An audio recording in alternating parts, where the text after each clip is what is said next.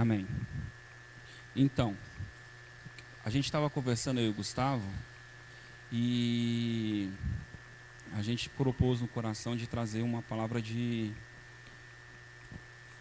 ensino, mas como em forma de bate-papo, né? Eu tenho observado que várias pessoas, elas questionam muitas coisas por crença. Muitas coisas por crença. Por exemplo, elas questionam por causa se Deus usa no ministério, Deus usa anjo, não usa anjo, se Deus usa, se o homem pode pedir para o anjo fazer, não pedir para o anjo fazer, se Jesus ainda cura hoje, se Jesus, a obra de Cristo foi simplesmente para a salvação, para que você não vá para o inferno, dentre muitas coisas, né?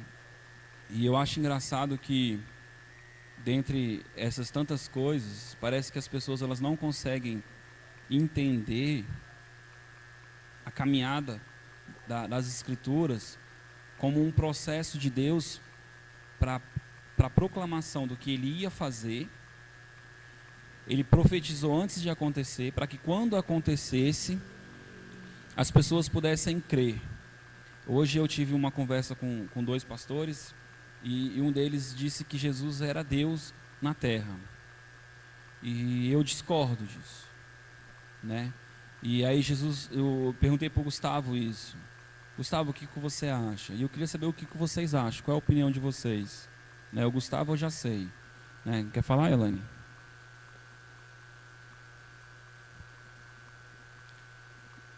Eu discordo também, porque Jesus disse que ele fazia o que via o Pai fazer, né?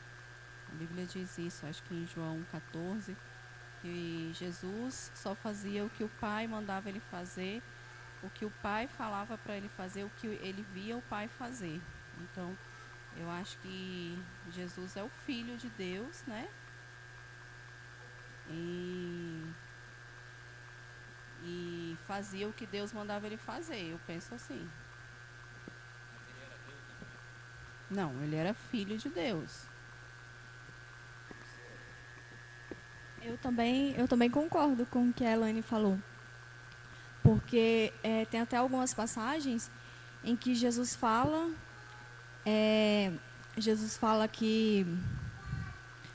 que fazia aquilo para glorificar a Deus, né? Então, é como a Elaine falou, ela falou que Jesus fazia o que viu o Pai fazer. Não que Jesus era o Pai na terra, mas era A representante. pergunta é: Jesus é Deus? Não. A Bíblia diz que Jesus é Deus, Ele é um só. Tá? Quando Jesus estava na terra, Ele estava como Deus, porque a mesma Bíblia diz que Jesus é Deus. Quando Ele estava na terra, Ele era Deus. Entendeu? Porque se a Escritura não se contraria. E em certo momento ela diz que Jesus é Deus. Então, quando ele diz isso, ele é pertinente ao ponto de dizer, esses amigos meus, que Jesus era Deus. Sim, Jesus era Deus. Mas naquele momento que ele estava na terra, ele era Deus. Então, o que faz ele não ser Deus, é isso que eu quero saber. Não se ele obedecia a Deus ou não. Porque eu posso obedecer a Deus e não ser Deus. Entendeu? Então, não é o fato de eu obedecer ou não obedecer que vai me trazer a condição de filho de Deus, apesar que, pelo que Cristo fez, Ele gerou em nós uma estatura de filhos de Cristo, filhos de Deus, né? Então hoje a gente é feito filho de Deus, né, por adoção, e o que vai nos fazer filhos de Deus como conduta é ser guiado por Deus, beleza? Mas a pergunta é: Cristo é o unigênito, né, e desde o princípio Ele era Deus, mas na terra Ele era Deus? Não, eu acredito que não. Porque, então, é a questão que a Elaine falou. Que ser guiado não quer dizer isso. Jesus, quando ele veio cumprir a lei, que nós não conseguiríamos cumprir. Então Jesus veio, mostrou que como homem, como carne, ele conseguiria cumprir a lei. Mas sim, ele veio como filho de Deus. Depois que ele foi, morreu, ressuscitou, sim, aí podemos dizer que ele é Deus. Mas naquele momento, não, ele veio como homem, filho, para cumprir a lei, para mostrar para nós que seria possível. Então, é exatamente isso. Quando falaram isso hoje no bate-papo, eu peguei e falei assim, cara, se Deus viesse como Deus cumprir a lei, Deus não estaria sendo justo. Porque um homem tinha que cumprir a lei. Então, lá em João capítulo 1, diz que Jesus se fez carne. O verbo se fez carne. Então, ele tomou a identidade de um homem, se limitou à estatura de um homem, para que ele pudesse cumprir toda a lei. Então, se ele não fosse homem, mas se ele fosse uma divindade naquele momento, naquele espaço de tempo, então a Bíblia diz que ele se esvaziou de si mesmo. Então, quando ele se esvaziou de si mesmo, ele está falando da divindade dele. Então, para ele cumprir a lei, ele teve que ter as ajudas que nós, como homem, temos para cumprir a lei. E quais são essas? O Espírito Santo. Porque o Espírito Santo vem sobre medida para que a gente possa cumprir o propósito de Deus na nossa vida. E o propósito de Deus na vida de Cristo era cumprir a lei. Então, quando começa o ministério de Cristo de verdade? O ministério de Cristo começa quando a Bíblia diz assim, ele diz assim, e eu fui ungido. Então, o Espírito do Senhor veio sobre mim, né? E ele conduziu a cumprir aquilo que foi profetizado. A Bíblia diz que os profetas e a lei testemunham, testificam, confirmam, falam da vinda de Cristo. Então Jesus estava cumprindo um monte de coisa que Deus já tinha falado antes. Isso é a grandeza de Deus, mas é a grandeza de Deus no homem. Porque se ele fizesse como Deus, Deus não estaria sendo justo. Porque ele tinha que ser carne. Porque aquelas exigências era para carne, para um homem. E eu fico observando que as pessoas elas não têm esse entendimento de que Jesus veio em carne. O apóstolo Paulo fala, se eu não me engano, acho que o apóstolo Paulo diz para a gente confirmar, não me lembro quem que fala, para nós confirmar se o Espírito é de Cristo, ele tem que confessar que Jesus veio em carne, e que morreu e ressuscitou. Ou seja, a partir do momento que eu não confesso que ele veio em carne, eu não estou confirmando que eu sou justificado. Então eu não consigo receber aquilo que Deus fez por mim.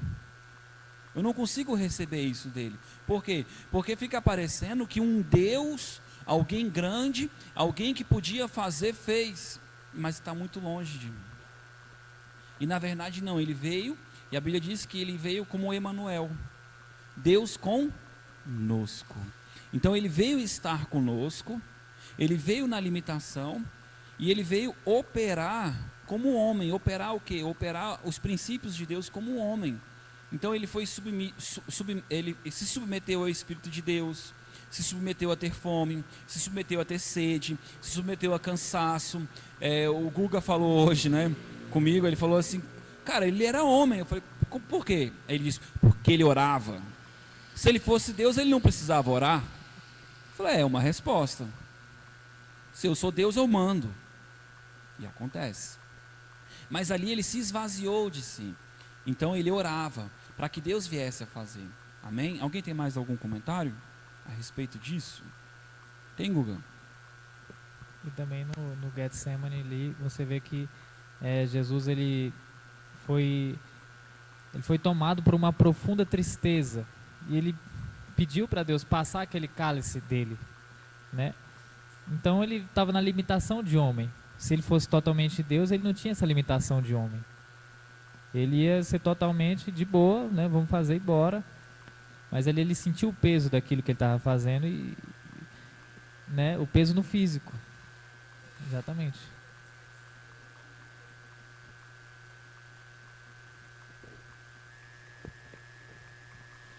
Ele sentiu no físico, né? Porque a Bíblia diz que a dor que ele sentiu foi tão profunda que o suor dele era sangue, né? E para chegar nesse nível de sangrar, é algo muito, muito forte mesmo no sentido de dor. Dor emocional, dor física, é algo muito forte. Eu pesquisei na internet a respeito disso, dessa passagem, né? Eu esqueci o nome que eles falam, que quando a pessoa sangra, quando sai nos poros da pessoa o sangue, mas de estresse e de muita dor. É a maior dor que o ser humano sente. É essa dor, que se manifesta no físico, que é a questão do sangue sair. Que foi quando Jesus subiu no Getsemane mesmo, né? Para orar. E também o Johnny falou aqui que o nome de Jesus, quando veio à Terra, era Emanuel, que é Deus conosco. Se ele fosse totalmente Deus, o nome não tinha que ser Deus conosco, né? Tinha que ser eu conosco. Tinha que ser ele, né? Sendo Deus. Eu penso assim. E ali era o nome dele que já dava o nome à chamada dele, né? O que ele veio fazer na Terra? Que foi restaurar a ligação do homem com Deus de volta, né? Vou aproveitar e vamos conversar um pouco para saber. Lá em Deuteronômio 28, na Velha Aliança, Isaías 53, Deuteronômio 28, na Velha Aliança, quando Deus dá os mandamentos e ele faz uma promessa das bênçãos e das maldições, ele diz assim: se você atentamente ouvir a minha voz, doença nenhuma vai estar no meio de vós, tudo que vocês fizerem vai prosperar. Essa aliança de Deus, ele cuidava do homem em todos os níveis, né? E agora o apóstolo Paulo diz que a nova aliança, o Novo Testamento, ele excede, ele é melhor, ele é maior do que a velha, né? Então, se naquele momento nós tínhamos aquelas pessoas tinham uma proteção de Deus, né, por andarem em obediência, por cumprir os mandamentos, a um nível de Deus guardar ele em todos os níveis, como é que vai ser a nossa vida hoje em Cristo? Se hoje é melhor, né? Eu ouvi hoje uma frase que a pessoa disse assim: não, tudo que Jesus fez foi para mudar o caráter do homem, e eu concordo com ele. Só que foi só para isso? Foi só isso que Jesus fez na cruz? Jesus só queria mudar a mente do homem? Jesus só queria inaugurar o céu quando você morresse? Então aqui na terra é só desgraça? Não, eu não consigo acreditar nisso. Aí fica a pergunta, né? Porque pronto, mas sempre é verificado e se procura na Bíblia pessoas que fraquejaram, pessoas que tiveram limitações para justificar a nossa limitação. Aí procura-se o espinho na carne de Paulo, que na verdade não era doença, era sim algo na carne dele, era perseguição, a tribulação, ao meu ver, entendeu? E eu consigo provar isso na Bíblia, até porque o chamado profético dele, Jesus disse: Deus me disse para ele: eu vou mostrar o quanto ele vai ter que padecer pelo meu nome. Então não tinha jeito dele cumprir o propósito sem padecer, era profético. Deus falou, vai cumprir. Ele tem que padecer, é profético, né? Timóteo, que tinha uma enfermidade no estômago, engraçado que Jesus, como homem na terra, ninguém ficou doente perto dele que foi até Jesus. Toda pessoa que ia até Jesus, ela tinha uma característica: ela reconhecia que Jesus era o Filho de Deus. Quando ela dizia assim, filho de Davi, ela estava dizendo: aquele que descendeu de Davi, que viria para nos resgatar, é você. Então quando ela dizia isso, ela estava trazendo a existência e a identidade de Jesus, e automaticamente ela era curada. Alguns iam atrás de Jesus clamando, berrando, e alguns até incomodavam os apóstolos, incomodavam os discípulos, né, ao ponto deles falar para ele calar a boca, mas eles não desistiam, né? E eu conversava com o Guga, e eu falava: Guga, a Bíblia diz que quem tem sede de justiça vai ser saciado, né? Eu acho que eu falava, não foi com você não, foi com o Jades. Quem tem sede de justiça vai ser saciado. Jesus é a nossa justiça. Nós somos feitos justiça em Cristo, né? Porque Ele é o cumprimento. Então eu tenho que ter sede de justiça, eu tenho que ter sede de andar nesse lugar em Deus. Jesus disse que veio para que todos viessem a conhecer a Deus, o Pai. Então, se ele veio com esse propósito, antes as pessoas conheciam a Deus como Pai? Não faz sentido. Se o propósito dele era que nós viéssemos a conhecer ele como Pai, né? E antes é sinal que as pessoas não conheciam ele como Pai, conheciam ele como um Deus, conheciam eles como o Deus da provisão, o Deus que cura, o Deus que traz, que é o Deus da guerra, o Deus dos exércitos. Então todas aquelas identidades de Deus as pessoas conheciam, mas a identidade que Jesus veio trazer foi a identidade de Pai, aonde Jesus veio mostrar que Deus, ele é um Deus de amor, que ele é um Deus que ele gera no homem o amor. E a Bíblia diz que quem não tem amor no seu coração não conhece a Deus, porque o Espírito Santo derrama em nosso coração o amor. Então, se eu não tenho em meu coração o amor derramado pelo Espírito, é porque eu ainda ando em medo. Se eu ando em medo, significa que eu ainda não conheço o Pai, né? Eu estou prosseguindo em conhecer ao Pai, né? A Bíblia diz que nós devemos prosseguir em conhecer ao Senhor. Então, não significa que porque eu não ando na plenitude de varão perfeito, ou no propósito que Deus quer para o filho dele, ou seja, todos nós temos, Deus chamou a gente para ser filho, mas todos são filhos? Será que todos hoje que estão e reconhecem Jesus como Salvador, entendem que Jesus realmente cumpriu tudo, e que hoje você tem livre acesso ao Santo dos Santos, pelo sangue do Cordeiro? Será que todo mundo entra diariamente nesse lugar, no Santo dos Santos, ou seja, na presença de Deus? Antigamente as pessoas não entravam nesse lugar, e hoje? Elas entram? Será que elas entram? Eu só posso querer entrar em um lugar se eu souber que eu tenho direito de entrar neste lugar, né? E a verdade é que as pessoas elas não entendem, elas acham assim, não, mas ele era Deus, ele era longe, ele estava distante de mim, foi ele, mas era Jesus. Eu ouço isso direto, mas era Jesus.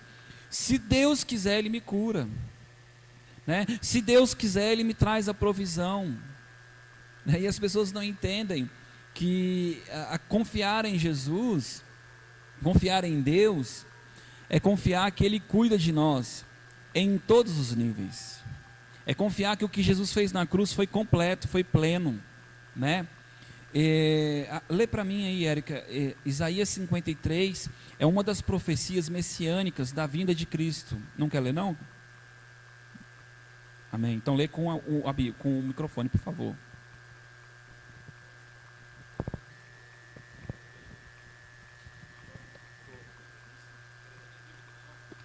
Quem deu crédito à nossa pregação e a quem se manifestou o braço do Senhor?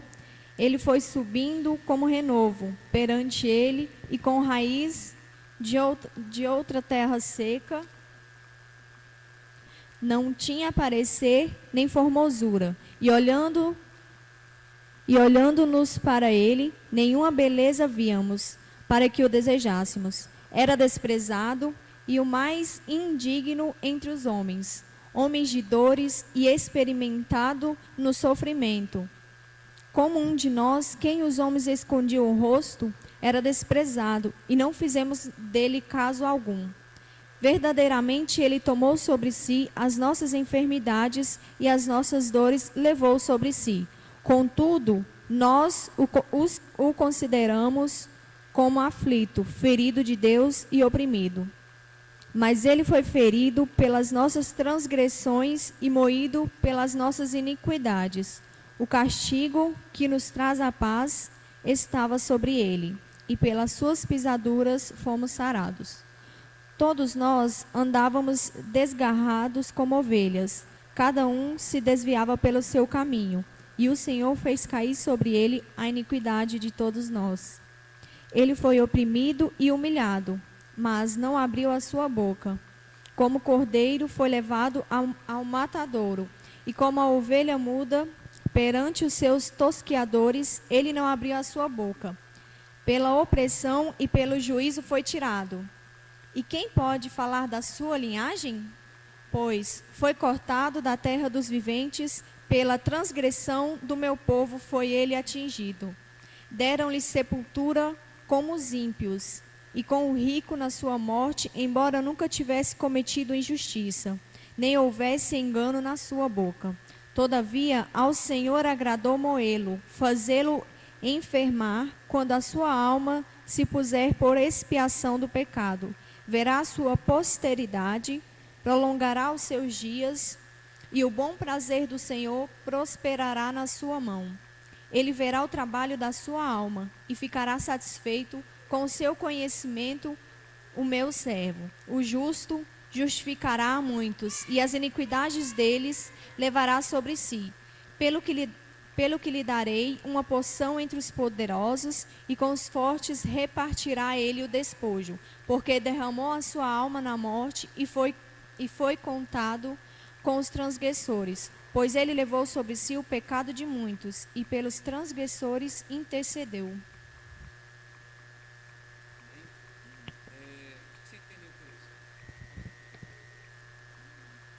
Você entendeu alguma? Você consegue falar sobre isso? Discorrer sobre isso? O que você entendeu? Bom, aqui ele fala, é a questão que você estava falando sobre você ser filho. Aqui fala que Jesus levou sobre si todas as nossas enfermidades, Jesus fez pecado.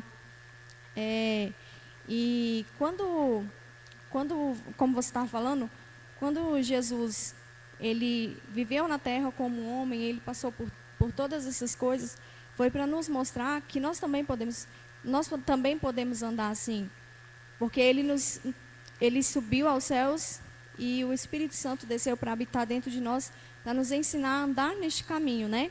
Só que o que acontece é que muitas vezes a gente não entende isso, é a questão do ser filho.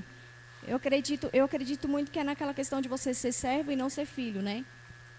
Eu estava pensando muito a respeito disso hoje. Você falou que a gente consegue andar nisso. Nisso o quê? Andar no mesmo caminho que Jesus andou. Porque Jesus disse que as mesmas... Você estava falando aí que... sobre a gente ser filho e andar como filho. Ver as coisas como filho... buscar o reino como filho, né? Estar na presença de Deus, entender que aquilo ali está disponível para você todos os dias. O filho entende.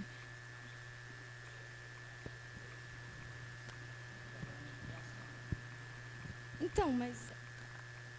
Isaías 53 é uma profecia da vinda de Cristo, do cumprimento do propósito de Cristo. O que você entende dessa profecia e do que Cristo fez em cima dessa profecia? Não qual o resultado do que Cristo fez com isso, mas o que Cristo alcançou com isso. Entendeu? Por exemplo, ali fala que Deus escolheu moer ele. Ou seja, se ele foi moído, significa que sobre ele tinha uma carga de pecado, uma carga de maldição, uma carga de doença, uma carga de prisão, né? Então, o que foi feito? O que o profeta estava falando que Jesus ia viver? Jesus ia... É porque todos os nossos pecados vieram todos sobre Jesus, né? É que essa questão que você estava falando de Jesus ser moído, eu creio assim, que é nesse sentido que ele estava falando aqui. Porque quando Jesus levou na cruz isso, foi para que nós possamos viver e entender que... Eu estou voltando à filiação, né?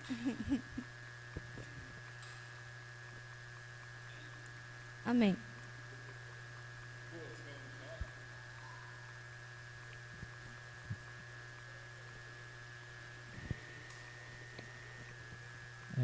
Sobre Isaías 53, eu também entendo que de verdade ele sofreu, né? Sofreu e ele escolheu sofrer por nossa causa, e ele cumpriu aquilo que o homem não tinha conseguido cumprir, que era a lei, né? A Bíblia diz que nenhum homem conseguiu cumprir a lei, e nem os profetas, né? Se é nenhum homem, é nenhum. Então, ele veio para mostrar que como homem ele conseguia cumprir aquilo, né? E ele precisava levar sobre ele os nossos pecados, a iniquidade do homem, né? Para que o homem também não tivesse mais desculpa, né? Ele veio para os dele o rejeitaram, então ele veio ser rejeitado, receber opressões de homens. Pedro achou que ele viesse para ser um governante, mas ele, né? Que Jesus ele tinha opção, eu creio. Ele veio cumprir um propósito, mas ele teve a opção de cumprir ou não aquele propósito, na minha opinião, porque ele fala que muitas vezes ele fala assim: eu não recebo glória de homens. Ele sempre se distancia da vanglória dos homens, né? E ele tinha todo o direito, todo o poder de fazer aquilo, de aparecer, e sempre ele falava: olha, eu não conta pra ninguém, né? Ele curava maior galera e falava: não conta pra ninguém que eu fiz isso aqui, não fala isso. Às vezes ele até mandava, né, aquele homem que ele curou da lepra, ele falou: não, vai lá, se mostra pro sacerdote, né, para gerar um testemunho. Mas não falava assim: conta para todo mundo. Por quê? Porque ele não veio alarmar, ele não vinha se promover o nome dele. As próprios testemunhos dele, as próprias unção na vida dele, as próprias pessoas que viam o Pai na vida dele, é que gerava aquele testemunho, aquela fama que Jesus tinha. Mas ele não veio ser como Deus, como o Johnny estava falando, né? Se colocar numa posição de rei. Mas ele veio de verdade não para ser servido, mas veio para servir, para ser humilhado e levar toda essa carga do pecado, né? Levar as maldições, as nossas doenças, e além de apanhar no físico, né? E ele mostrou o caráter do Pai da maneira extraordinária, né? Extraordinária, porque na própria essência do que é Deus, porque você vê que as pessoas batiam na cara de Jesus, e eu creio que no momento pode ser até que ele deve ter se irado, deve ter sentido alguma coisa, porque ele disse que se irai-vos, mas não pecai-vos. Em certos momentos Jesus ele não era uma pessoa travada, dura, fria. Ele se sentia, entristecia por causa da dureza do coração dos homens. Ele sentia as emoções, ele tinha uma alma, né? Mas naquela hora que aquele homem bateu na cara dele, ele foi cuspido, ele conseguiu entender a atitude daquele homem. Ele conseguiu perdoar. Na hora que ele estava na cruz, ele falou: Pai, perdoa esses homens, né? Isaías 53 também fala aqui que ele pelos transgressores intercedeu, né? Então ele conseguiu mostrar o caráter de Deus em carne, apanhando e sofrendo, porque de verdade a Bíblia diz que o amor fala da paz, mas também fala do amor, que ele excede todo o entendimento, né? Então o amor que Cristo veio mostrar para nós é algo extraordinário, é algo que não tem como a gente explicar. A gente vive, mas a gente não explica, se não entende a profundidade disso, né? E o próprio exemplo de Jesus como homem, você vê que ele expressou isso de uma maneira muito profunda. Amém. Que esse texto quer dizer? Esse texto é um texto profético, assim como em vários lugares da lei e em vários lugares dos profetas, fala de como seria a vinda do Filho de Deus, né? E qual seria a missão dele na terra, tá? E essa missão dele, por que Deus falou antes? Para mostrar a grandeza e a glória de Deus. Em vários momentos você vai ver que Jesus diz assim: e eu faço isso para que se cumpra o que está escrito. Ou seja, Jesus está dizendo que Deus é tão grande, tão poderoso, que ele pôde prever o que seria feito há 4.000 anos depois, 5.000 anos depois. Jesus disse assim: desde o princípio eu era. Então Jesus já estava pronto para levar sobre nós,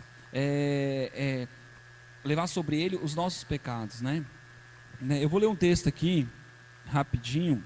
Eu queria que você meditasse nesse texto. Veja só, a cura da sogra de Pedro. Ao entrar na casa de Pedro, Jesus viu a sogra de Pedro, que estava à cama com febre, e tocou na mão,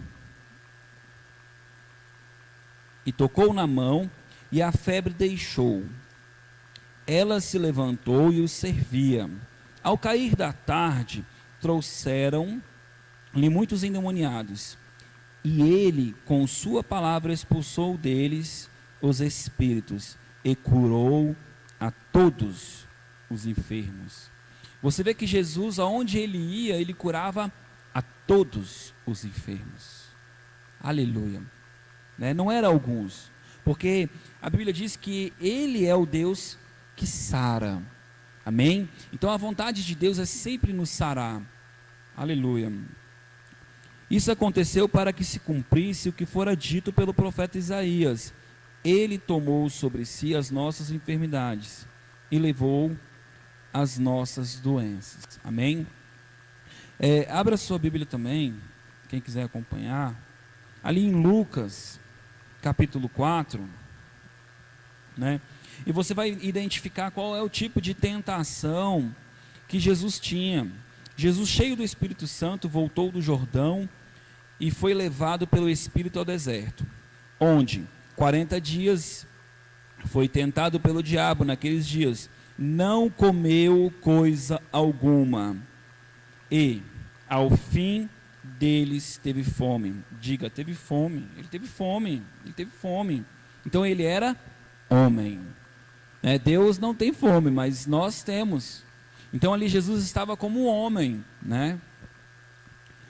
Disse-lhe o diabo: se tu és o filho de Deus. Olha que interessante, todo mundo fala das tentações, mas eu gosto de frisar a indagação de Satanás. Satanás não estava tentando Jesus com as coisas. Satanás estava tentando a identidade de Jesus. Satanás estava tentando o propósito de Jesus. Satanás estava tentando, fazendo com que ele se tornasse Deus e quisesse provar que ele era Deus. Mas ele veio como carne. Lá na cruz, ele diz assim: o príncipe deste mundo está vindo, ele não tem nada de mim. Ele não tem pecado. Ele não vai encontrar iniquidade em mim. Vamos continuar. Se tu és o filho de Deus, diz a esta pedra que se transforma em pão. Ele estava com fome. Alimenta-te a ti mesmo. Sai do propósito e faz aquilo que tu quer. Jesus lhe respondeu: está escrito, nem só de pão vive o homem. Ele disse o filho de Deus? Ele disse o Deus? Não, ele diz, nem só de pão vive o homem, né? A carne, nós. Nem só de comida a gente vai viver, nem só das nossas necessidades a gente vai viver, mas de toda a palavra que sai da boca de Deus. Ou seja, a palavra de Deus para a nossa existência, ela vai trazer vida, ela vai saciar o nosso ser. Amém?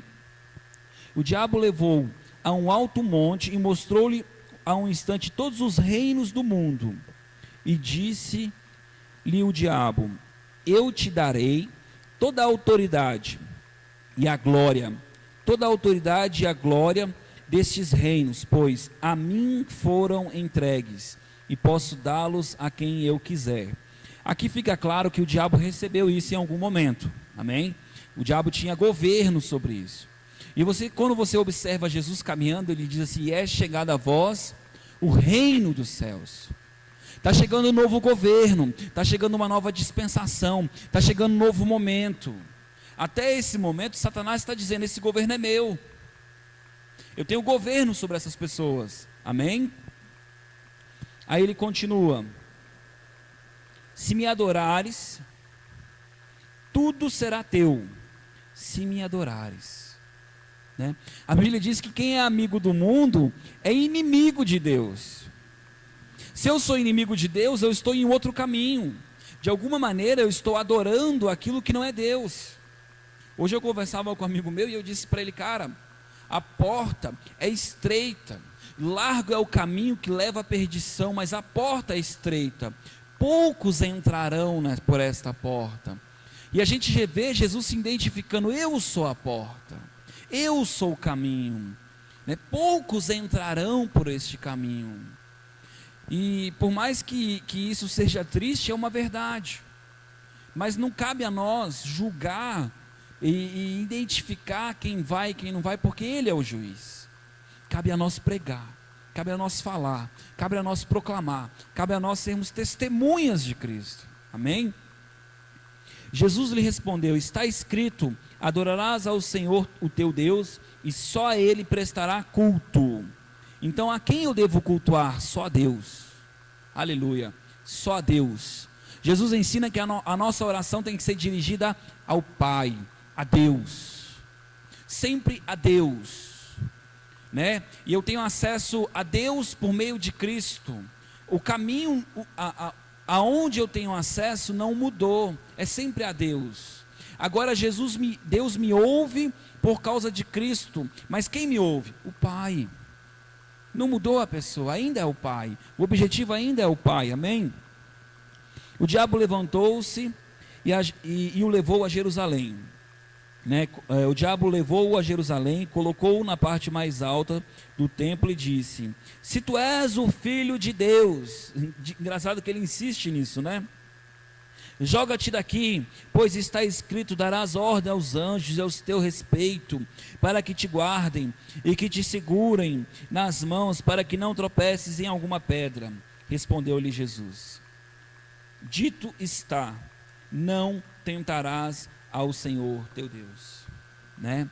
Por que eu não devo tentar, né? Porque a Bíblia diz que a ninguém tenta, né? que Deus não tenta ninguém. E nós temos um caráter de Deus e nós não devemos tentar ao Senhor, mas devemos ser guiados pelo Senhor, devemos ser conduzidos pelo Senhor.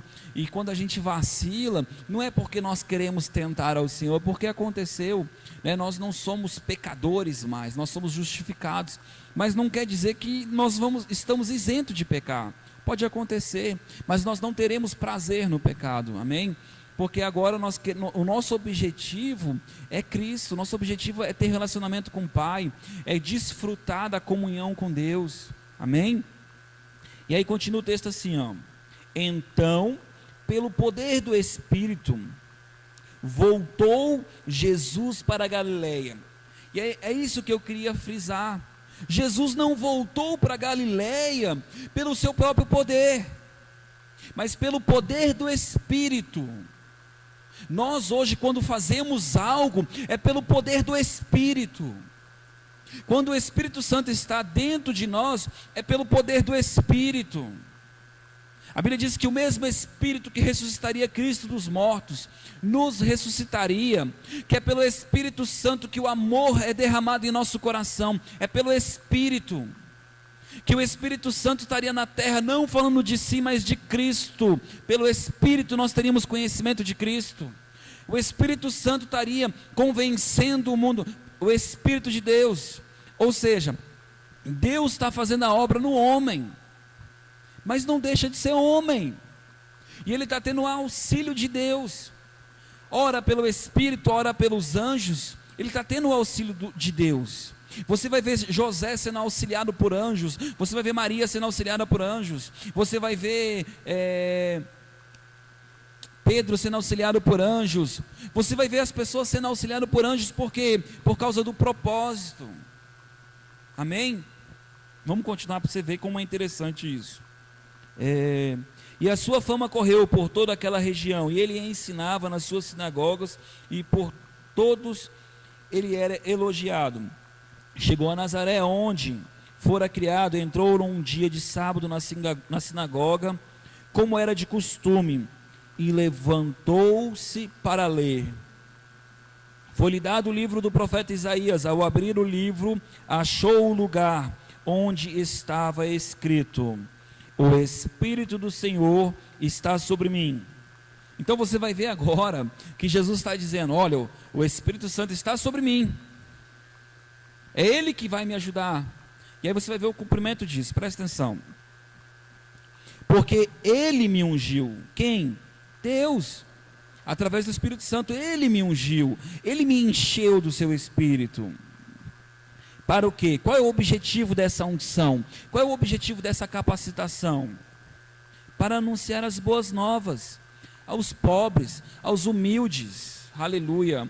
Então Jesus não está anunciando as boas novas aos soberbos. Jesus não está anunciando as boas novas a quem não quer. As boas novas são para os doentes. As boas novas são para aqueles que realmente estão procurando um Salvador. Aos pobres. Enviou-me para proclamar liberdade aos cativos. Ou seja, aqueles que estão presos, não aqueles que se sentem livres. O propósito de Cristo era libertar aqueles que estão presos. Mas se eu não entendo que eu estou preso, eu vou buscar a libertação? Não. Dar vista aos cegos. Quem acha que vê, vai buscar alguém que abra os olhos dele para enxergar? Não é verdade? Não. Todo aquele que vê não precisa de auxílio. A Érica usa óculos porque não enxerga direito, precisa de auxílio. Então, glória a Deus, porque nós temos o auxílio. Glória a Deus, eu glorifico a Deus por isso, porque nós agora temos o auxílio do Espírito Santo, né? E a Bíblia diz que Ele nos levaria a toda a verdade. Toda verdade. Ela está disponível, mas quando eu tenho essa verdade? Quando eu entendo de verdade que eu não entendo. Quando eu confesso que eu ando em escuridão. Quando eu confesso que eu estou cativo. É quando eu entro na dispensação e entro no arrependimento, na condição de entender que eu preciso de um Salvador. Eu adentro ao reino porque eu pego Jesus como meu Salvador. Eu adentro ao reino. Mas eu adentrar ao reino, eu fazer parte desse reino, não quer dizer que eu usufruo dos benefícios.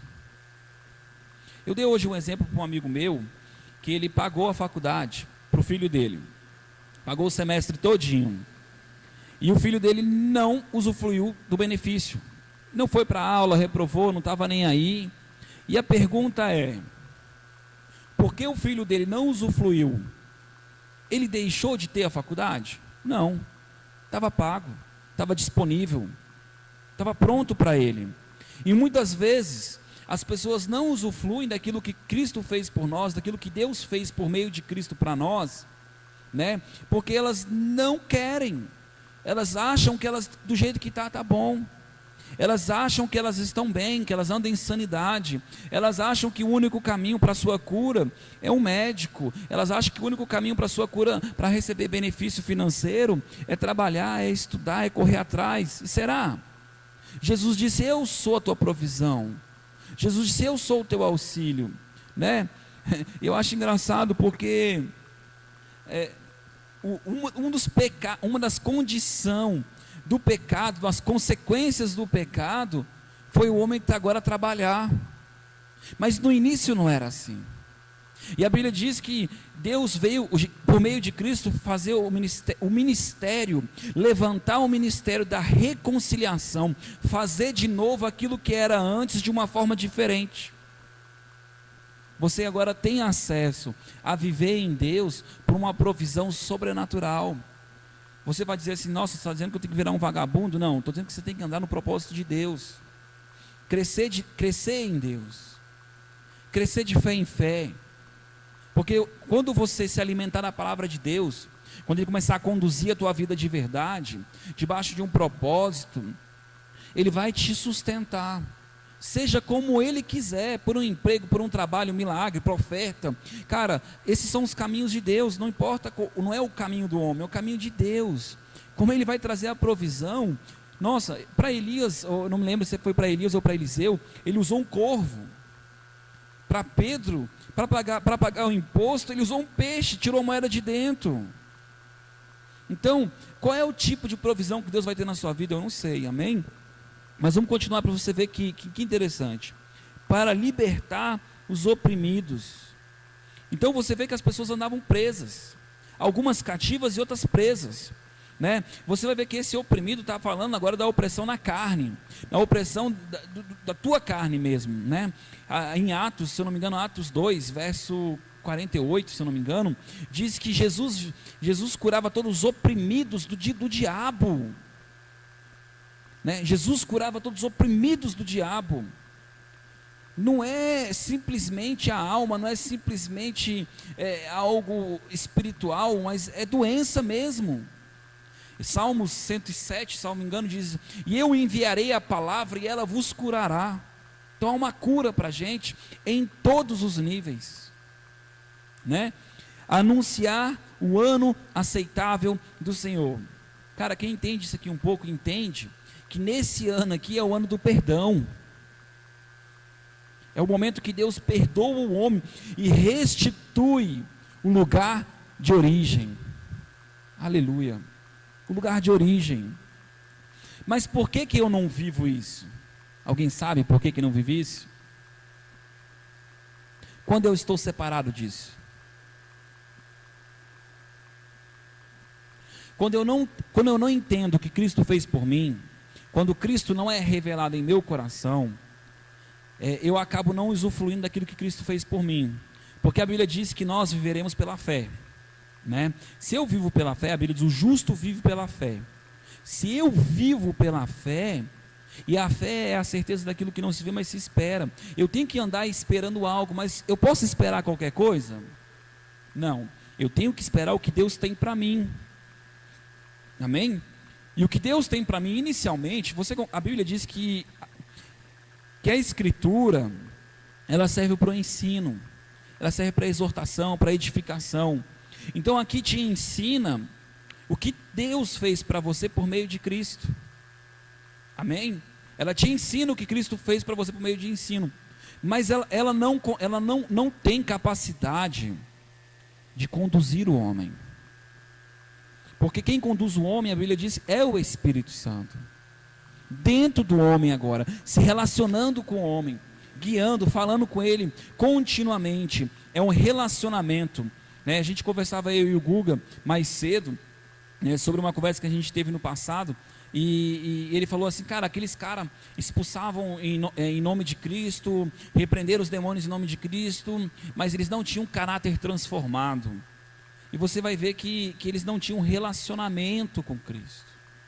Eu posso entender parte da verdade, mas eu posso não estar na verdade. Eu posso cumprir os princípios, né, de Deus e usufruir dos benefícios, porque há uma semente no solo, ela tem que brotar. Mas eu posso perder outros lados porque eu não tenho a plenitude. Cristo fez algo pleno para nós. Jesus disse que nós agora estaríamos vivos, não morreríamos mais. Engraçado, a gente vê as pessoas morrendo, vê ou não vê? Então Deus não está falando simplesmente de uma morte terrena, de uma morte carnal, mas Ele está falando agora de uma morte para Deus, vivo para Deus, ligado em Deus, porque Deus é vida. Amém? Alguém quer comentar alguma coisa? Eu penso um pouquinho diferente sobre que vocês falaram aí, porque eles não entendem. Beleza, mas tem como eu entender uma coisa e não querer andar naquilo, né? Eu posso ter um entendimento, posso ter informação sem ação. Jesus disse que a sabedoria, ela é provada pelas ações que a acompanham. Ou seja, se a pessoa é sábio de verdade, ela tem que ter ação dentro daquilo que ela entende. Então, eu penso que não adianta só eu ter uma informação, eu ter uma revelação, mas eu tenho que buscar andar através daquilo em fé. E a fé sem obras é morta. Não adianta eu só ter a fé, eu preciso ter as obras também, né? Porque a gente precisa agir como quem crê, né? Eu penso assim. Tem um texto que eu vou procurar aqui. Eu queria que alguém achasse aí a pregação de Estevão. Alguém procura a pregação de Estevão. Procura a pregação de Estevão e alguém procura a primeira pregação de Pedro, tá? Os dois estão em Atos. Amém? Quem vai procurar o quê? Procura de Pedro, também no comecinho. Amém?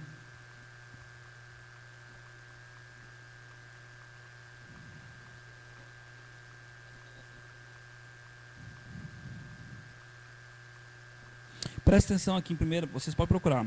Olha só, gente, eu vou ler aqui em Efésios, que é muito interessante algo. Pelo que o ouvido também fala, pelo que, ouvindo eu também falar da fé, que entre vós há no Senhor Jesus, no vosso amor, para com eles os santos. Aqui é o apóstolo Paulo falando. Não cesso de dar graças a Deus por vós, lembrando-me de vós nas minhas orações.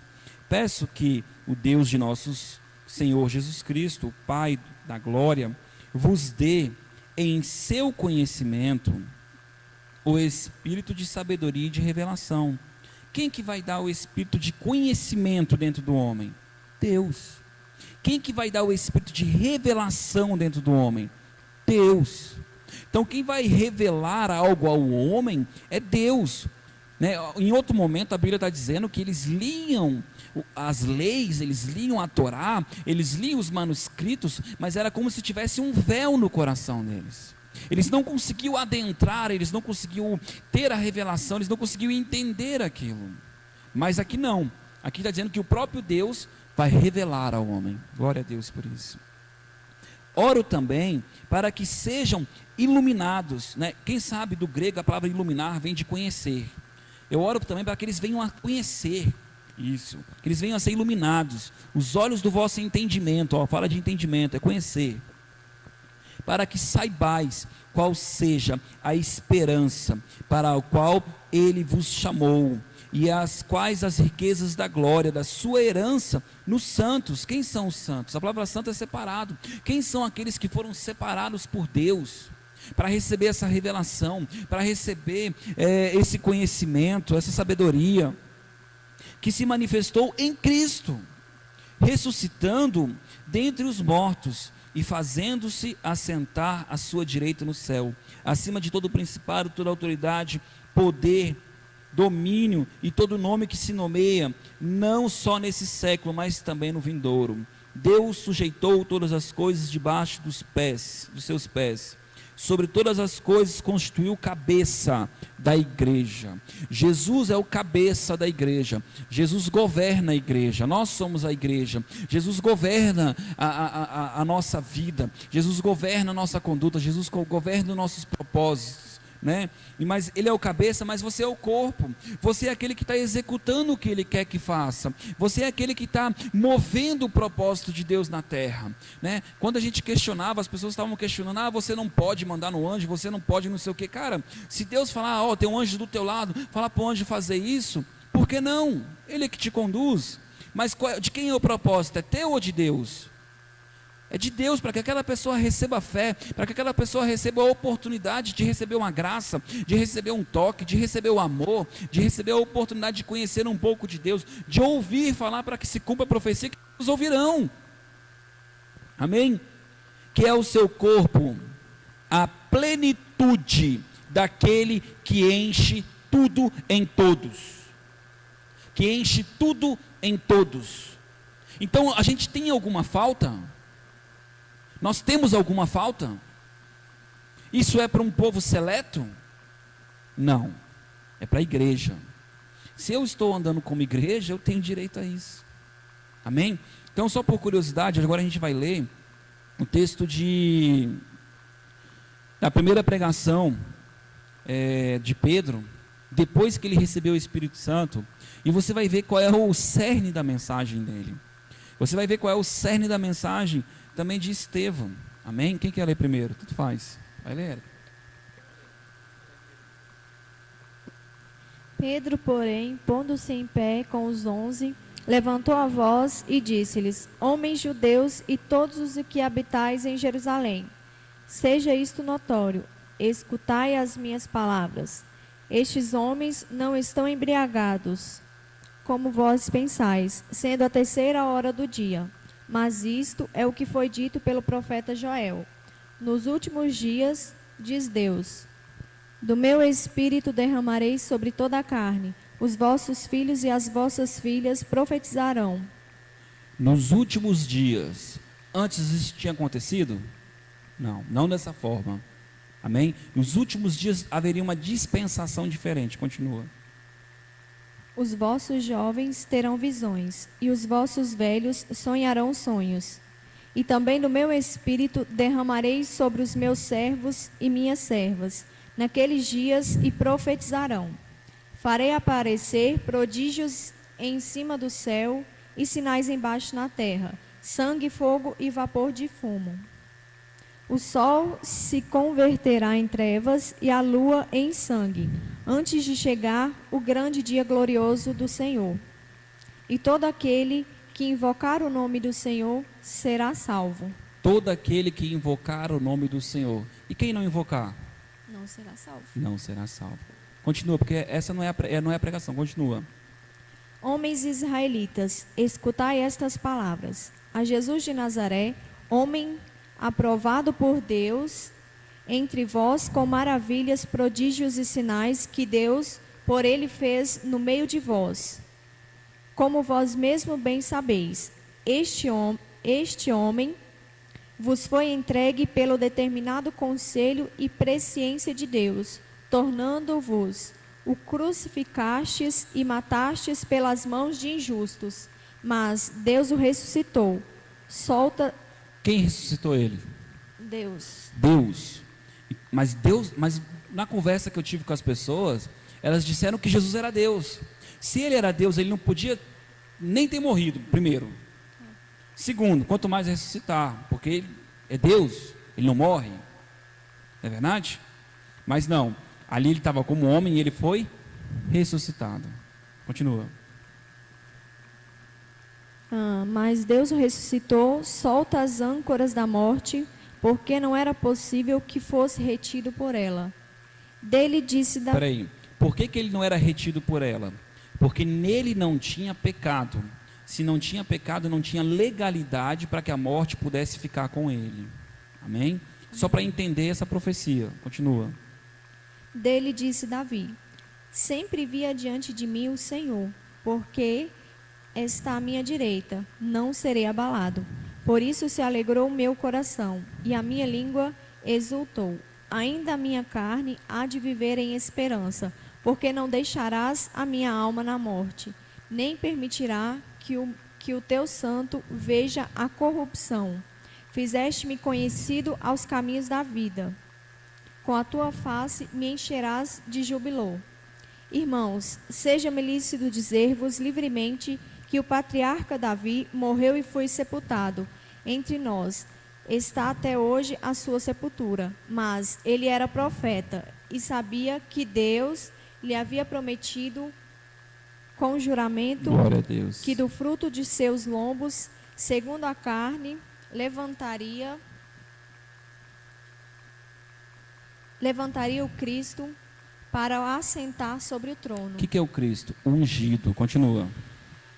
Para assentar no? Para assentar sobre o seu trono. Ou seja, veio trazer um reino, um governo. Continua. Nesta previsão, disse da ressurreição de Cristo que a sua alma não foi deixada na morte, nem a sua carne viu a corrupção. Deus ressuscitou a esse Jesus, do que todos nós somos testemunhas, de sorte que, exaltado pela destra de Deus, e tendo recebido do Pai a promessa do Espírito Santo, derramou isto que vos agora vedes e ouvis. Pois Davi não subiu aos céus, mas ele próprio disse: disse o Senhor ao meu Senhor, assenta-te à minha direita, até que ponha os teus inimigos por estrado de teus pés. Portanto, saiba com certeza toda a casa de Israel que a esse Jesus a quem vos crucificastes, Deus o fez Senhor e Cristo. Ouvindo ele isto, compungiram-se em seu coração e perguntaram a Pedro. Peraí, olha só, Pedro estava falando uma verdade. Essas pessoas, elas tinham ou não tinham oportunidade de crer? Sim ou não?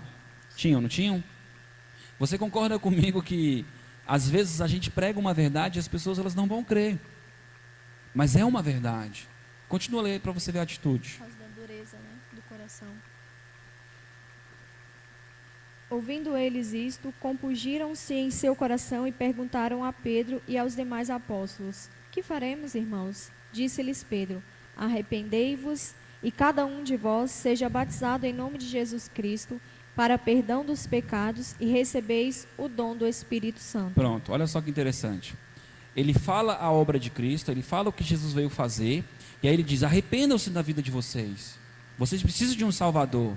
Vocês precisam crer nesse cara. Vocês precisam crer que ele é o Filho de Deus, ele veio como homem, cumprir o que você não dava conta. Creia nisso e se arrependa. E aí, quando você crê nisso, você vai ser batizado por isso. Batismo de Cristo. E aí, depois vocês vão receber um presente de Deus, o dom do Espírito Santo. Amém? Continua. A promessa diz respeito a vós e a vossos filhos. Pronto. A promessa diz respeito a vós. A vossos filhos. Então, essa promessa era só para aquele povo daquela época? Não. É para nós também. Amém? E a todos os que estão longe. A tantos Quem quanto... que está longe? Alguém pode dizer: não, os filhos de judeu vão receber a salvação. Aos que estão longe. Outros povos. Tá bom? A tantos quantos Deus, nosso Senhor, chamar.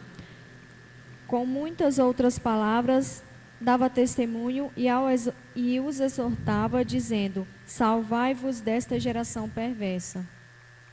Os que de bom grado receberam a sua palavra foram batizados, e naquele dia agregaram-se quase 3.000 almas. Presta atenção, o de bom grado, ou seja, foi algo voluntário, foi uma escolha daquelas pessoas abrir o coração, né? Então não foi algo que foi imputado, obrigado, né? O que recebeu aquilo com alegria, recebeu isso do Senhor, amém? Quer ler o teu, Estevão, agora? Qual foi o texto que você leu? Você lembra? Atos 2 em diante. Continua, Guga. Aqui está Atos 7, discurso de Estevão. Perguntou o sumo sacerdote: é isso verdade? Aí respondeu ele: irmãos e pais, ouvi. O Deus da glória apareceu a nosso pai Abraão, estando na Mesopotâmia, antes de habitar em Harã. E lhe disse: sai da tua terra e da tua parentela e vai para a terra que eu te mostrarei. Então saiu da terra dos caldeus e habitou em Harã. E dali, depois que seu pai faleceu, Deus o trouxe para esta terra em que habitais agora. Ele não lhe deu nela herança, nem ainda um palmo. Prometeu-lhe, porém, que lhe daria a posse dela, e depois dele a sua descendência, embora naquele tempo ele não tivesse filho. Deus lhe falou assim: a tua descendência será peregrina em terra alheia, e sujeitarão a escravidão e maltratarão por 400 anos. Eu, porém, julgarei a nação que os tiver escravizado, disse Deus. Depois disso, sairão e me servirão neste lugar. E deu-lhe a aliança da circuncisão. E Abraão gerou Isaque. Então, agora você está dizendo que Deus, lá, muitos anos atrás, 4.000 anos atrás, 5.000 anos atrás, 7.000 anos atrás, eu acho, ele já falava de uma aliança, a aliança da circuncisão, não é isso? Continua. Sim. Ele deu-lhe a aliança da circuncisão. E Abraão gerou Isaque, e o circuncidou ao 8º dia. Isaque gerou Jacó, e Jacó os 12 patriarcas. Os patriarcas, motivo de inveja, venderam José para o Egito, mas Deus era com ele, e o livrou de todas as suas tribulações, e lhe deu graça e sabedoria perante Faraó, rei do Egito, de modo que o constituiu governador do Egito e de todo o seu palácio. Aqui você já vê a graça no Velho Testamento, né? E lhe deu graça. E sobreveio, então, a todo o país do Egito e de Canaã fome e grande sofrimento. E nossos pais não achavam alimento. Tendo, porém, ouvido Jacó que no Egito havia trigo, enviou nossos pais pela primeira vez. Na segunda vez, José fez-se reconhecer por seus irmãos e manifestou a sua linhagem a Faraó. José mandou chamar seu pai, Jacó, e toda a sua parentela, que era de 75 pessoas. Jacó desceu ao Egito, onde morou ele e nossos pais. Seus corpos foram levados para Siquém e colocados na sepultura que Abraão comprara por certo dinheiro aos filhos de Hamor, pai de Siquém. Aproximando-se, porém, o tempo da promessa que Deus tinha feito a Abraão, o povo cresceu e se multiplicou no Egito. Então se levantou outro rei que não conhecia José. Aquele, usando de maldade contra o nosso povo, maltratou os nossos antepassados, a ponto de forçá-los a abandonar suas crianças para que não se multiplicassem. Nesse tempo nasceu Moisés. Ele era muito formoso e foi criado de 3 meses na casa de seu pai. Ao ser abandonado, tomou a filha de Faraó e o criou como seu filho. Moisés foi educado em toda a ciência dos egípcios e se tornou poderoso em palavras e em obras. Quando completou a idade de 40 anos, Moisés decidiu ir visitar seus irmãos, os filhos de Israel. Vendo um deles sendo maltratado, defendeu-o e vingou o ofendido, matando o egípcio. Ele pensava que seus irmãos entenderiam que Deus lhes havia de libertar pela sua mão, mas eles não entenderam. No dia seguinte, apareceu-lhes quando brigavam 2 filhos de Israel e quis levá-los à paz, dizendo: Homens, sois irmãos, por que vos feris um ao outro? O que ofendia o seu próximo empurrou, dizendo: Quem és? Quem te nomeou líder e juiz sobre nós? Queres tu matar-me, como ontem mataste o egípcio? A esta palavra fugiu Moisés e esteve como estrangeiro na terra de Midian, onde teve 2 filhos. Completados 40 anos, apareceu o anjo do Senhor, no deserto do monte Sinai, numa chama de fogo e de uma sarça ardente. Então Moisés, quando viu isso, se maravilhou da visão. E aproximando-lhe para observar, ouviu uma voz do Senhor dizendo: Eu sou o Deus de teus pais, o Deus de Abraão, o Deus de Isaque e o Deus de Jacó. E Moisés, tremendo, não ousava olhar. Disse-lhe o Senhor: Tira as sandálias dos teus pés, o lugar em que estás é terra santa. Tendo visto atentamente a aflição do meu povo que está no Egito, e ouvi os seus gentios, os seus gemidos, e desci para livrá-los. Agora vem, e te enviarei ao Egito. A esse Moisés, ao qual haviam negado, dizendo: Quem te nomeou líder e juiz? A esse enviou Deus como líder e libertador, pela mão do anjo que lhe aparecera na sarça ardente. Foi ele que os tirou de lá, fazendo maravilhas e sinais na terra do Egito, no Mar Vermelho e no deserto, por 40 anos. Este é aquele que Moisés que disse aos filhos de Israel: O Senhor, o vosso Deus, vos levantará dentre os vossos irmãos um profeta como eu. A ele ouvireis. Ele é o que esteve entre a congregação no deserto com o anjo que lhe falava no monte Sinai, e nossos pais, o qual recebeu as palavras de vida para nos dar, a qual nossos pais não quiseram obedecer, antes o rejeitaram, e em seu coração voltaram ao Egito. Disseram a Arão: Faze-nos deuses que vão adiante de nós. Quanto a esse Moisés, que nos tirou da terra do Egito, não sabemos o que lhe aconteceu. Naqueles dias lhe fizeram um bezerro, e lhe ofereceram sacrifícios ao ídolo, e se alegraram nas obras das suas mãos. Deus, porém, se afastou e o entregou ao culto dos corpos celestes, como está escrito no livro dos profetas: Oferecertes vós ofertas e sacrifícios no deserto por 40 anos, ó nação de Israel. Antes tomaste o santuário de Moloque e a estrela do vosso Deus Renfã, imagens que vós fizestes para as adorar. Eu vos levarei, pois, para além de Babilônia. Estava entre nossos pais no deserto o tabernáculo da aliança, como ordenara aquele que disse a Moisés que o fizeste segundo o modelo que tinha visto, o qual nossos pais, recebendo, também levaram com Josué, quando entraram na posse das nações que Deus expulsou da presença de nossos pais, antes os dias de Davi, que achou graça diante de Deus e pediu que pudesse providenciar a habitação para o Deus de Jacó. Foi, porém, Salomão quem lhe construiu a casa. O Altíssimo, porém, não habita em templos feitos por mãos humanas, Como diz o profeta, o céu é o meu trono e a terra o estrado para os meus pés. Que casa me construireis, diz o Senhor?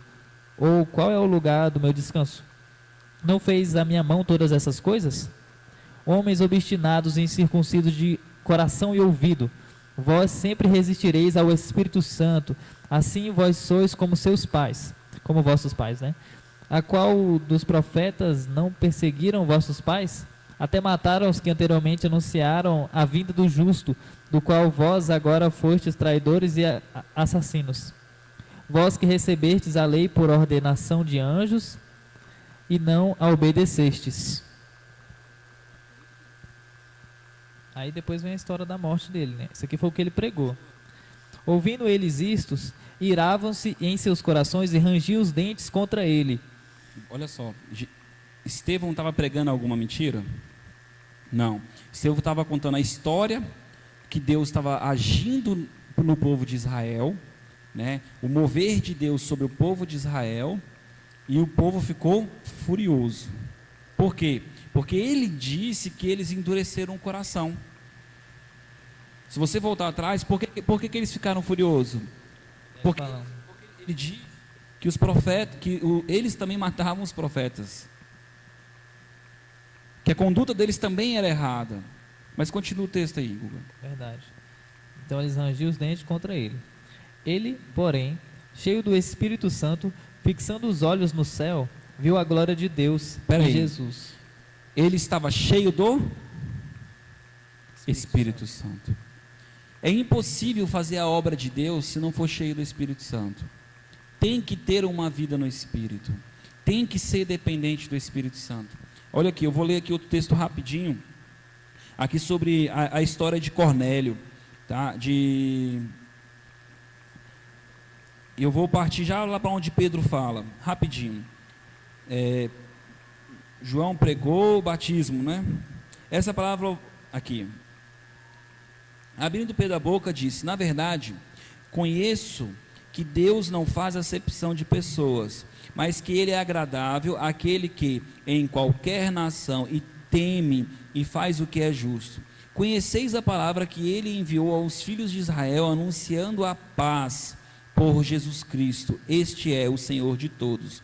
Esta palavra vós bem sabeis, foi pregada por toda a Judeia, começando pela Galileia, depois do batismo que João pregou. Como Deus ungiu Jesus de Nazaré com o Espírito Santo e com poder, então Jesus foi ungido com o Espírito Santo e com poder. Aleluia. O qual andou fazendo bem, curando a todos os oprimidos do diabo. Jesus curava a todos os oprimidos do diabo. Então a enfermidade é uma obra do diabo, não é a vontade de Deus para o homem, amém? Porque Deus era com ele. Assim como uma pessoa, não é a vontade de Deus que uma pessoa não se arrependa e não reconheça Cristo, também andar enfermo não é a vontade de Deus plena para nós, amém? Mas não quer dizer que não vão existir momentos da nossa vida que a gente possa ficar enfermo, mas a gente tem que crer qual é a vontade de Deus para nós e trazer a existência, amém? Aleluia. Nós somos testemunhas de todas as coisas realizadas por Ele, tanto na terra da Judéia como na de Jerusalém. Esse mataram pendurando no madeiro. Deus o ressuscitou ao terceiro dia. Quem ressuscitou? Deus. Foi uma obra de Deus, amém? E fez-se que se manifestasse, não a todo o povo, mas às testemunhas que Deus antes ordenara. Ou seja, Deus escolheu um povo para ser testemunha, inicialmente. Não foi a todo mundo, foi a um povo. E esse povo ia andar como testemunha, ia profetizar, ia clamar, para que aqueles viessem a crer por meio da pregação. Porque foi esse o caminho que Deus escolheu, o caminho da fé. Porque é pelo ouvir e ouvir a palavra, amém? Aí ele continua: a nós que comemos e bebemos com ele, depois que ressuscitou dos mortos, ele nos mandou pregar ao povo e testificar que ele é o que por Deus foi constituído juiz dos vivos e dos mortos. Deles dão testemunho todos os profetas que de que todos os que nele crerem receberão o perdão dos pecados em teu nome. Então os profetas já falavam isso. Amém? Quando você vai ler em Hebreus, você vai ver que eles faziam sacrifício, mas eles recebiam perdão momentaneamente. Agora o que Cristo faz é perpétuo, é eterno, é para a vida toda. Dizendo Pedro ainda, essa palavra desceu o Espírito Santo sobre todos os que o ouviram. E os judeus seguidores de Jesus, que tinham vindo com Pedro, maravilharam-se de que o dom do Espírito Santo se derramou também sobre os gentios, outros povos, outras nações. Amém? Pois os ouviam falar em línguas e engrandecer a Deus. Então perguntou Pedro: pode alguém recusar a água para que não sejam batizados esses? Para que também para que recebam o Espírito Santo? Abra lá em Romanos capítulo 10 e a gente já vai encerrar, amém? Romanos capítulo 10. Eu gosto muito desse texto, tá? Vou ler aqui a partir do 9:25.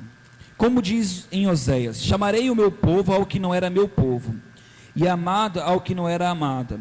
No lugar em que lhes foi dito: vós não sois meu povo, aí sereis chamados filhos de Deus. Aí sereis chamados filhos de Deus. A profecia diria que em um lugar onde a gente não era chamado, agora a gente vai ser chamado filho de Deus. Isaías clamava acerca de Israel: ainda que o número dos filhos de Israel seja como a areia do mar, o remanescente é que será salvo. Todos vão ser salvos? Todos vão ser salvos? O remanescente, aquele que sobra, não é todos, é para todos, mas não vai ser todos. Amém? Porque Deus entregou o seu Filho por amor ao mundo, mas não é todo mundo que vai querer. Amém? Pois o Senhor executará a sua palavra sobre a terra, completando-a e abreviando, como antes disse Isaías: se o Senhor dos exércitos não nos deixará descendência, teríamos sido feitos como Sodoma e seríamos semelhante a Gomorra. Que diremos, pois? Que os gentios que não buscavam a justiça alcançaram? Sim, eles alcançaram. Os outros povos alcançaram, né? Mas a justiça que vem pela fé. Por quê? Porque creram em Cristo. Amém? Israel, porém, que buscava a lei da justiça, ou seja, Israel que, porém, buscava o cumprimento daquilo que Deus tinha para fazer, não alcançou. Amém? Não chegou a alcançá-la. Por quê? Não a buscavam pela fé, mas como que pelas obras. Tropeçaram na pedra de tropeço, como está escrito: vede que eu ponho em Sião uma pedra de tropeço e uma rocha de escândalo. Todo aquele que nela crê não será confundido. Cara, se as escrituras dizem que se nós cremos de verdade nela, nós não seremos confundidos, eu posso andar em confusão? Eu posso? Não. Então, se eu ando em confusão, é porque de alguma maneira Cristo não foi iluminado no meu coração e eu não creio de verdade. Eu preciso crer como Ele quer que eu creia, não como eu acho que eu devo crer. Eu preciso reconhecer que eu não entendo, que eu ainda ando em escuridão, para que seja iluminado, para que Ele seja revelado no meu coração mais e mais e mais e mais, para que a revelação de Cristo seja uma constante na minha vida, para que eu comece a andar como Cristo andou, para que a minha mente seja transformada e eu tenha a mente de Cristo. Amém? Irmãos, olha que legal, essa parte que eu gosto. Irmãos, o desejo do meu coração e a oração por Israel é que todos se salvem. Qual é o desejo do apóstolo Paulo? Salvação para todo Israel. Amém? Aí ele continua: pois lhes dou testemunho de que eles têm zelo por Deus. Ou seja, o apóstolo Paulo está dizendo: cara, eles se esforçam, eles fazem muitas coisas, eles procuram cumprir a lei, eles procuram fazer muitas coisas, fazer festas, ordenanças, rituais, amém? Eles procuram fazer muitas coisas para Deus, mas olha que interessante, mas não tem o entendimento, mas não com entendimento. Eles fazem, mas não da maneira certa. Então, é possível fazer da maneira errada? Sim. Mas isso vai gerar sobre a minha vida um nível limitado de revelação. E eu vou tropeçar.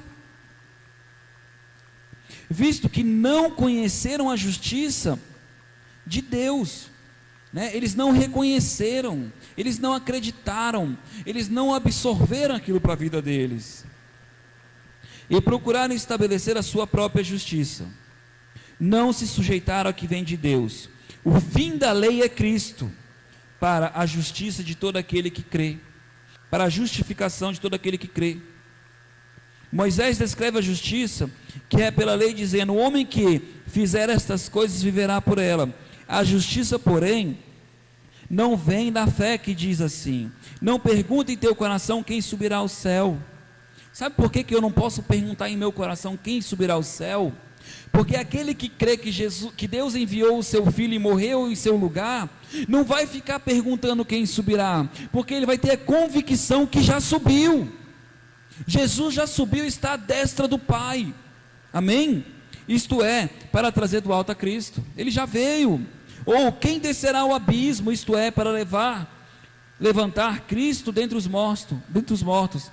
Cristo já foi no abismo, amém? Mas o que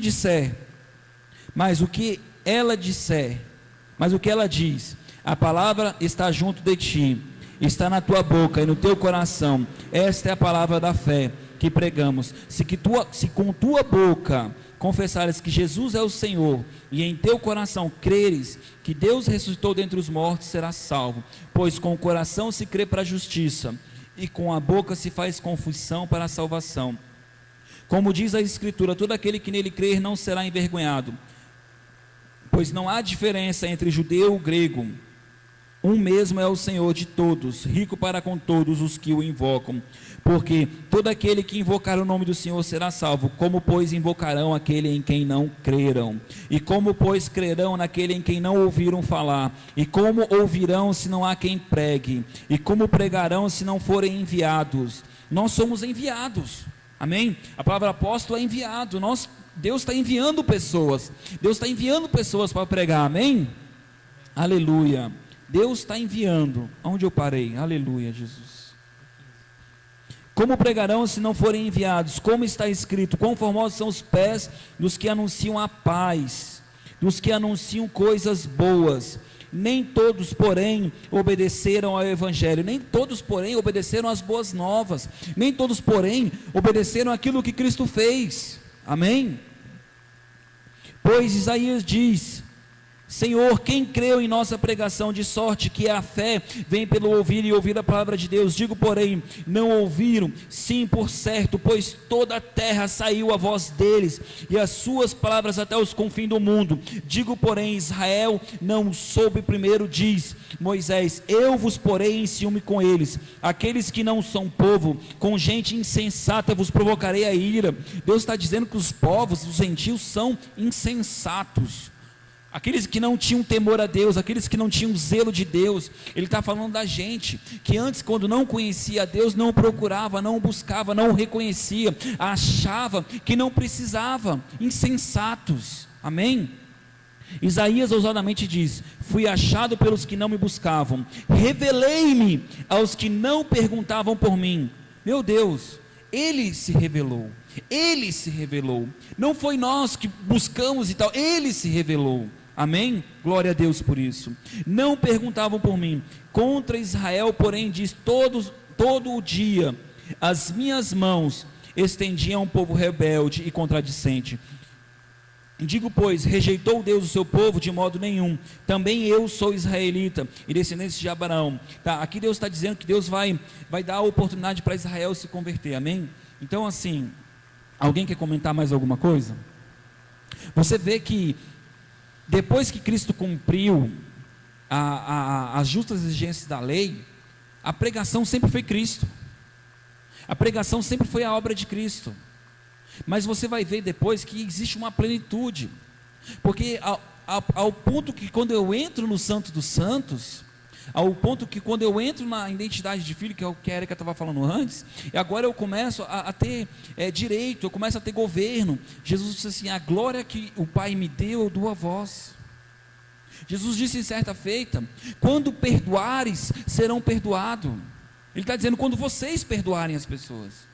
Por quê? Porque a autoridade de Cristo está sobre a nossa vida, e quando nós liberarmos uma palavra de perdão, o diabo tem que largar aquela vida, porque nós temos a autoridade de Cristo. E nós estamos levando agora Cristo para as pessoas, estamos levando o benefício de Cristo. Porque é Cristo que é o perdão para aquelas pessoas. Aquela pessoa não consegue alcançar o perdão por causa de uma palavra, mas ela consegue alcançar o perdão por causa do que Cristo fez. Então, quando nós pregamos Cristo para ela, liberamos Cristo para ela, ela alcança o perdão. Ela recebe o benefício do perdão. Amém? Amém? Amém. É o quê? Sim. E as pessoas estavam com o coração endurecido, né? Aí, aquelas que não estavam com o coração endurecido, elas receberam a palavra. E quem não estava não recebeu a palavra. E aí tem uma passagem que fala... exatamente. E tem uma passagem também lá em Marcos, se eu não me engano, Marcos 12, que fala a respeito de quando você crê com o seu coração. Aqui também fala, né? Que você leu... conversa com a tua boca. Crê no seu coração com a salvação. Que é relacionado ao que você falou agora.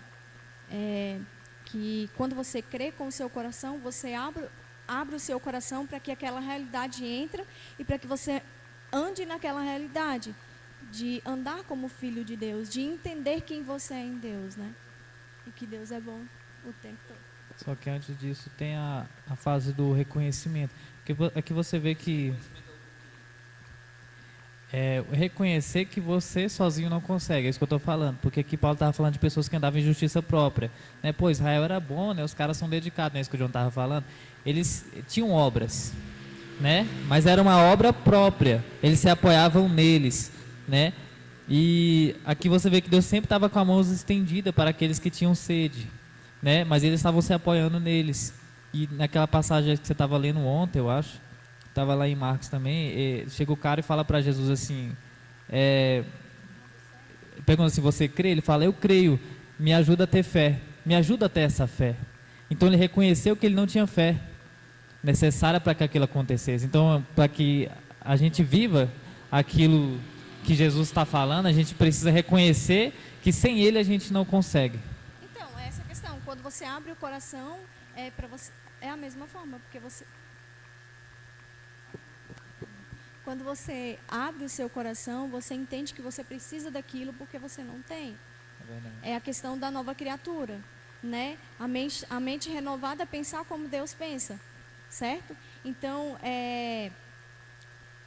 quando você abre o seu coração e você entende que aquilo que você pensava, aquela forma como você agia, as suas atitudes antes, elas devem ser mudadas e você começa a andar naquilo, você começa a ter mais de Jesus ao ponto de ser como Enoque, né? Uma coisa interessante é o livro lá de João, capítulo 15, quando ele fala da videira. E o texto diz assim, tudo vocês vão poder fazer. Mas ele diz assim, eu acho muito interessante, sem mim nada podeis fazer. Então sem quem? Sem Cristo. Né? Se nós não estivermos enxertados em Cristo, a gente não pode fazer as coisas.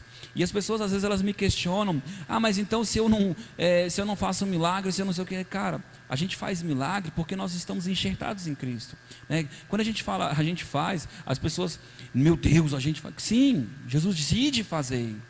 Né? Mas quando a gente faz, lá em Marcos 16, verso 20, diz que Jesus estaria conosco, cooperando, auxiliando, fazendo conosco, né? Então a gente está ali declarando, e Jesus está confirmando as nossas palavras, entendeu? Então nós estamos testemunhando de Cristo, e Ele está confirmando aquilo que nós estamos falando, porque a obra é dele, nós somos apenas instrumentos na mão de Deus, amém? Para que outras pessoas também sejam alcançadas pelo Senhor, amém? Está tudo certo? Amém? Amém?